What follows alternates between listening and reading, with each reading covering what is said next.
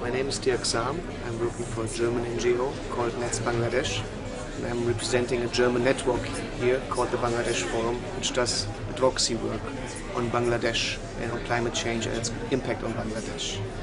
And we are trying to put Bangladesh more into focus in general, and in this context of the Copenhagen conference, to put focus on climate change and food security in Bangladesh. And we're trying to make advocacy work towards the government, the German government, the EU, the Bangladeshi government, to take care that the most vulnerable communities in Bangladesh are taken into consideration when developing strategies how to cope and how to adapt to climate change to ensure food security.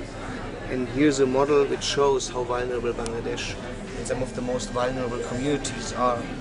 There are predictions what's going to happen when the temperature in Bangladesh is rising. For example, if the temperature rises by 1 degree until the year 2030, the water level will rise about 30 centimeters. And this will mean that this part, including large parts of the Sundarbans, the biggest mangrove forest in the world, will be underwater.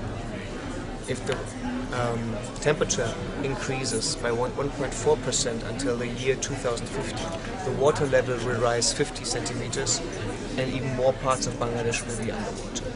And if the temperature rises about 2.4 degrees until the year 2100, the water level will rise about 1 meter and about 1/3 of the country will be underwater, affecting about 50 million people who are forced then to migrate to other parts of the country, which is even also difficult because it's one of the most dense countries in the world with about 160 million people living here. So it's hard for those people finding land to live on, to cultivate.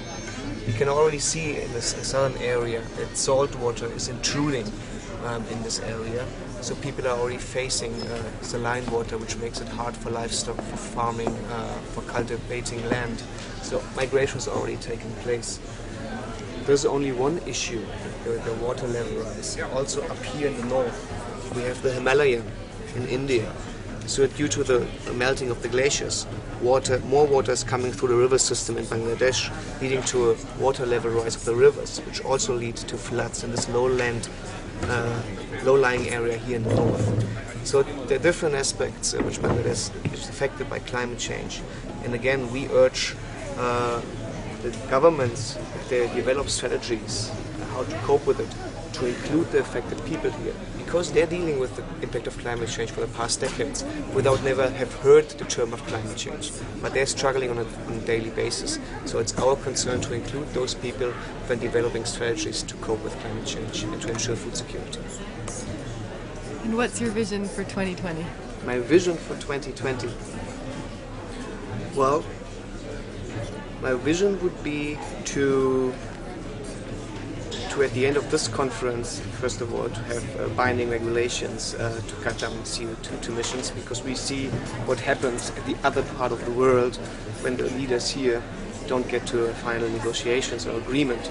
So my vision would be to have this binding regulations, that these people have a possibility to generate an income, to be food secure.